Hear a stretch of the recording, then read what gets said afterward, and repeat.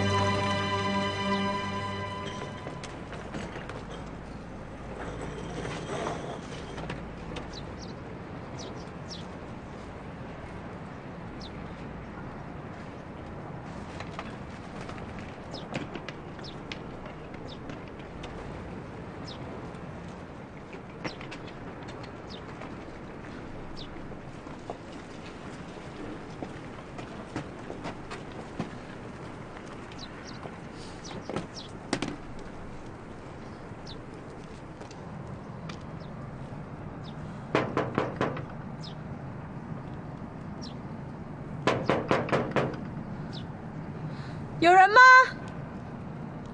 有人吗？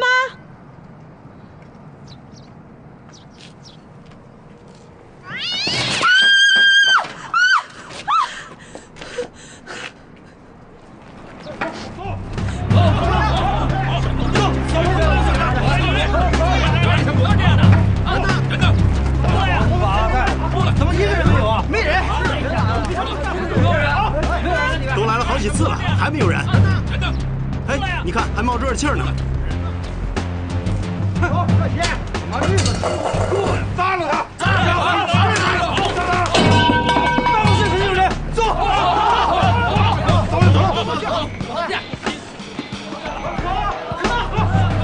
招人，不了他们啊！真是的，没玩儿，面子也不长。人呢？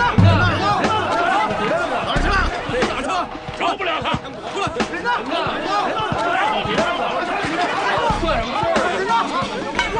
别看看，那边没人。哎，那不是有个人吗？上头人给我滚下来！滚下来！滚下来！你们是干什么的？他问我们干什么的？干什么？你是干什么的啊？我刚刚到这儿，还没找着人呢。刚到这儿也找人，真倒霉，又赶来一趟。怎么办，头？明天再说。我就不相信一个国有企业还没人管了。走，等等！你们找这公司的头有什么事儿吗？你少废话，跟你没关系，没关系。你是干什么的？我是这儿的副总经理，是刚调来的。什么？新来的经理？你是新调来的副总经理？你说话当真吗？当然是真的，我干嘛要骗你啊？我姓乔，我今天是刚来报道的。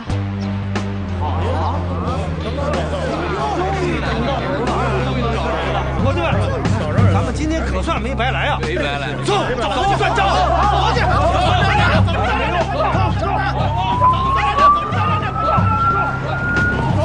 早点说你。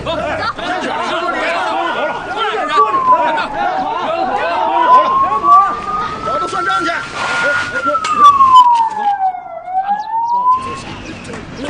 干什么？你们干什么？现在还钱！你们这都干什么？哪儿的？还钱！我们不干什么，我们是来讲道理的。讲道理？讲什么道理啊？啊？有你们这么讲道理的吗？你看看你们，手里拿着器械，分明是想聚众闹事。谁聚众闹事了？我们就是想找他们的头。哎，你是干什么的？我，保卫科的。这儿已经没头头了，你们赶紧走吧。怎么没头啊？楼上那个女的，她就是新来的头。谁说的？我说的，我已经都告诉他们了。这样吧，他刚调过来，有些情况他也不了解。你们的问题，等过几天再说。哼，过几天再说。那我今天就向你报案了，他们公司骗我们钱。是吗？怎么骗的？他们卖给我们2辆卡车，还有1台挖土机，收了我们5万块钱。可是当我们到车管所办理过户手续时，人家说他们的车早被法院给封存了。别说是过户啊，就是连买卖都是违法的。这没办法呀，我们只能找他们来退车。可是到现在连个人影都找不着，你说他们缺德不缺德呀？啊，这都是我们大家的血汗钱呐！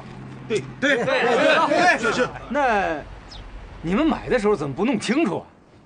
我们当时也不清楚，还不是听别人说他们公司要垮台吗？这不着急就先把它买下了。你看，想占便宜还不懂法，哪儿那么多好事儿啊？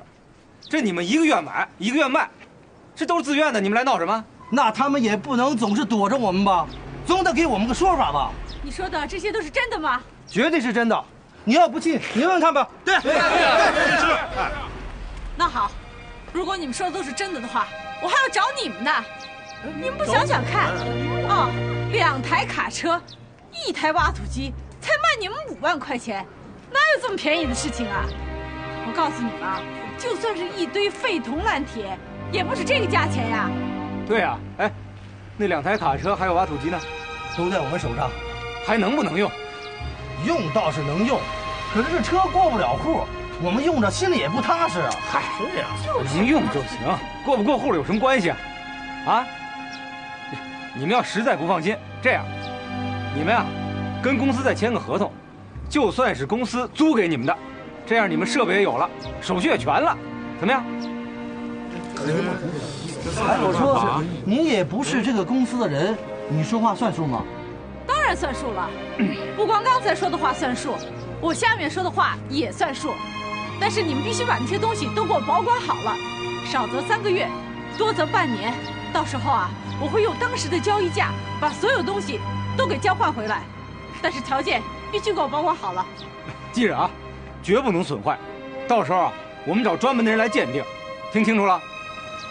那这事儿咱就这么解决了啊。既然上面派人来了，这公司肯定死不了，大家都放心，放心。放心吧，你们。还等什么呀？回去吧。那行，走吧，先回去。走吧，走。我记着啊，以后不许来闹事儿。